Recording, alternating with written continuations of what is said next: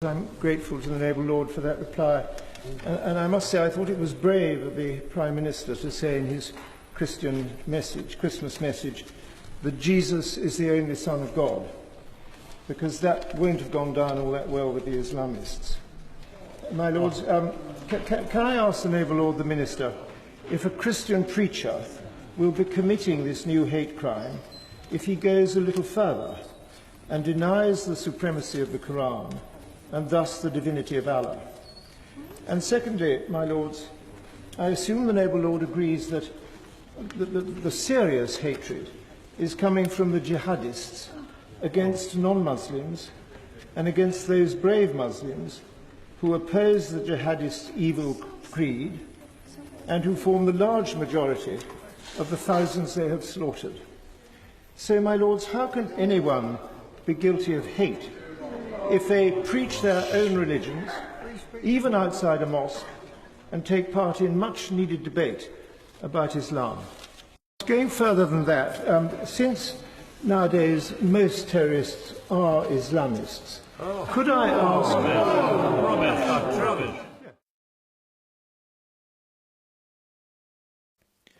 Well, ladies and gentlemen, I'm sorry I can't be with you in Birmingham today, but I'm very grateful for this opportunity to address you via the big screen. I've been trying to learn and talk about Islam since I invited Geert Wilders over here to show his film Fitna in the Lords in 2009. And I have to still commend that film to you, which you can easily find on the web. The reason I invited him, actually, was because I'd heard that he'd been invited to speak in the European Parliament, and at the last minute they'd changed their minds and said they weren't going to have this wicked Islamophobic rabble-rouser to speak in the European Parliament. So, of course, I said, well, why don't we have him to the Lords? I mean, if the European Parliament have turned him down, he must be a good egg. And so that's how it all started. And, of course, Gerard had been at it for much longer, having launched Sam Solomon's great masterpiece, The Charter of Muslim Understanding, in 2006. And that is still as good a document as you can get if you really want to find out what the worries are about Islam. But, of course, we can't talk about Islam. I mean, the title of my talk is that we must, but as you probably know, as soon as you touch on the subject, you're accused of hate crime and worse. Just look at what's been happening to me in the Lords, where I am, I think, actually the only parliamentarian in either house to have tried to talk about Islam since Winston Churchill in 1923, when he had some fairly accurate things to say. But, of course, you can say what you like about any other religion, about the Hindu gods, about Buddha, or about Christianity, about the virgin birth, the miracles, the resurrection of Jesus Christ. You can be as rude as you like about all of that, and nobody will jump up and down, and let alone the bishops, and say that you are Christianophobic or whatever. So I think it would be helpful if I just repeat some of the basic tenets about Islam which worry me, if they are what Islam really is and what it's going to be in the years ahead. And I think unless we can start talking about Islam, we'll never understand it and we won't know what we're up against. So the first tenet I would mention is the tenet of abrogation. And abrogation or cancellation holds in Islam that the later verses of the Quran and the later sayings of the Prophet outweigh the earlier ones. And that means that the verses of the sword, the violent verses, cancel all the earlier peaceful ones. And if that is true, then it's very difficult to see how Islam can be a religion of peace. The second one is more difficult, and it is the Muslim tenet of taqiyya. When his followers lay low and his religion advanced until he was strong enough to take over and offer them all either the options of joining his religion or death. And he killed 600 Jews in one afternoon, and Muhammad went on, and Islam went on to conquer most of the known world. So that then is al-Hijra. It's the journey from Mecca to Medina, and what happened after 627 when Islam expanded for 400 years. And the Crusades were in fact a reaction to 400 years of Muslim aggression. Then what about the pursuit of a world caliphate? Is that still something Muslims are supposed to do? And if so, should we not be rather worried about it? And in all this, we must remember that Islam is a single legal, political and religious system. And so it is completely different, and some would say incompatible with our Judeo-Christian democratic systems. In our system, you can change the law. You can vote one lot of politicians out and another lot can come in with another law and the law can be changed. But in Islam, I understand you can't change the law because the law, Sharia law, which is the same as Islam, Islam is Sharia law and Sharia is Islam. And so why should all this worry us? And the answer, one of the main answers must be that the Muslim birth rate in this country is going up 10 times faster than ours. I have a written answer from the government to that effect. And in some 10 English local authorities, within 15 years, they are going to be Muslim majority. What happens then? Are they obliged to follow Sharia law and the instructions that were handed down to the Prophet?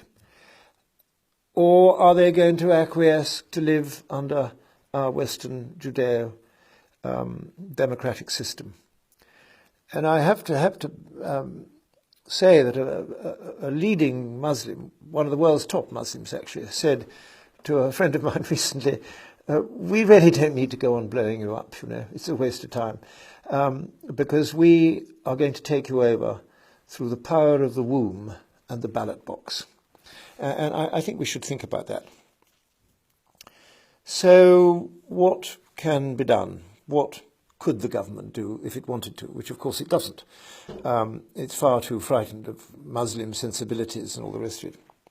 Well, the government could start by finding out what's going on in our mosques at the moment. It's about 2,000 mosques.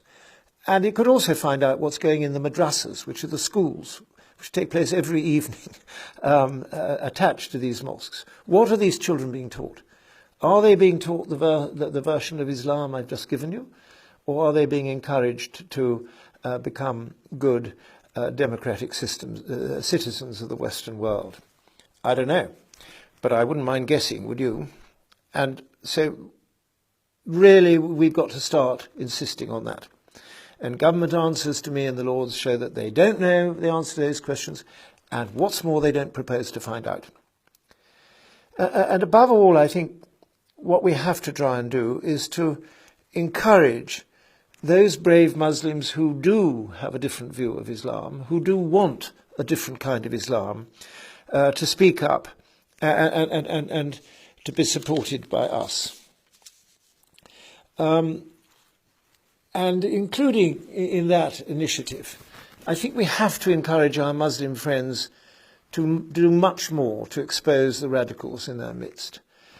Only some 8.6% actually of the tip-offs to our police and prevent initiative and so on, only 8.6% come from within our Muslim communities, our close-knit Muslim communities, who must know what's going on. And they've really got to do more to stand up to their violent co-religionists and expose them. So, I don't know, perhaps it's too late. Perhaps we've already lost. But we've certainly lost if we don't start talking about it and and really beginning to take this issue very, very seriously, more serious even, I'm afraid, than Brexit. And no discussion about Islam really can be complete without talking about the grooming gang scandal. And yet there appear to have been between 3 and 5 million rapes of white, Sikh and non-Muslim girls by Muslim men in the last 15 years. Yet hardly anyone is talking about it in those terms. Our political establishment, you may have noticed, gets frightfully excited about which MP put his hand on which adult girl's knee 12 years ago, about Mr. Weinstein and the President's Club and that sort of thing. Our media are full of it for weeks on end, pages and pages, but hardly a word about 3 to 5 million rapes of our white children. Of course, they're too worried about offending the sensibilities of our Muslim communities, and that's why they won't talk about it. But I think we should. And one person who's been talking about it more than almost anyone else is my friend Tommy Robinson.